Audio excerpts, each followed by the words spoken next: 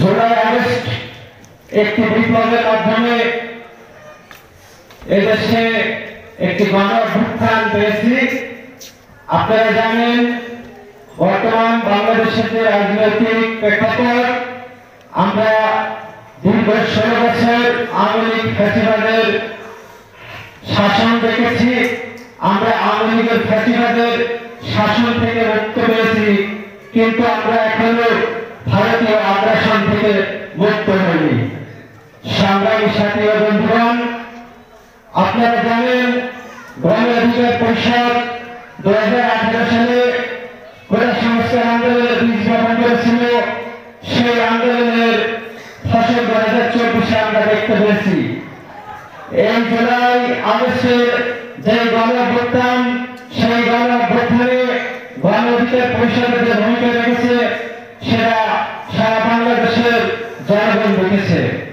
সেই জেলার কৃতি সন্তান জনাব মোহাম্মদ রাশেদ খান, আমি খুব কাছ থেকে দেখেছি এই আন্দোলনে তার কি ভূমিকা ছিল। আমরা আগামী দিনে এই জেলা মাটি থেকে রাশেদ ভাইকে জনপ্রতিনিধি হিসেবে দেখতে চাই।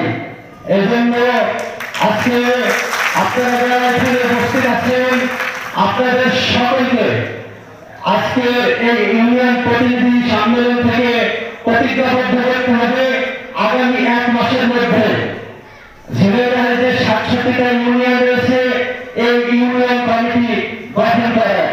একই সাথে আমি দৃঢ়ভাবে বিশ্বাস করি আপনারা যদি ইউনিয়ন কমিটি 1 মাসের মধ্যে গঠন করতে পারেন, আগামী 2 মাসের মধ্যে ঝিনাইদহ জেলায় যে কয়েকটি ওয়ার্ড রয়েছে আপনারা প্রতিটা ওয়ার্ডে কমিটি গঠন করতে সক্ষম হবেন। আমরা এখন আমাদের দলকে কিভাবে এগিয়ে নিয়ে যাওয়া যায়, আমাদের দলটা কিভাবে এখন গোছানো যায়, সেদিকে আমাদের মনোযোগ দিতে হবে। এখন আমাদের সময় গণ অধিকার পরিষদকে এগিয়ে নিয়ে যাওয়ার, এখন আমাদের সময় গণ অধিকার পরিষদের বার্তা ধীরে দেওয়ার, প্রতিটা ঘরে ঘরে পৌঁছে দেওয়ার। আমাদের গণ অধিকার পরিষদের যে 4টি মূলনীতি আছে, গণতন্ত্র, ন্যায় বিচার, অধিকার, জাতীয় স্বার্থ। আপনারা জানেন আমাদের 21 দফা কর্মসূচি আছে। আপনারা আমাদের যে লক্ষ্য উদ্দেশ্য আছে সেই লক্ষ্য উদ্দেশ্যে দেশের এই ঝিনাইদহ জেলায় বিশেষ করে আপনারা প্রতিটি ঘরে ঘরে গণ অধিকার পরিষদের বার্তাকে পৌঁছে দেবেন। আমরা যে সময়ের মধ্যে গণ অধিকার পরিষদকে এখন একটি বাজারের সুসময় বলা যায়, যদিও আমরা এখন বিরোধী দলের ভূমিকায় আছি। বর্তমান যারা উপদেষ্টা আছেন তারা এই রাষ্ট্রকে সংস্কারের জন্য দায়িত্ব নিয়েছেন, আমরা তাদেরকে সহযোগিতা করছি।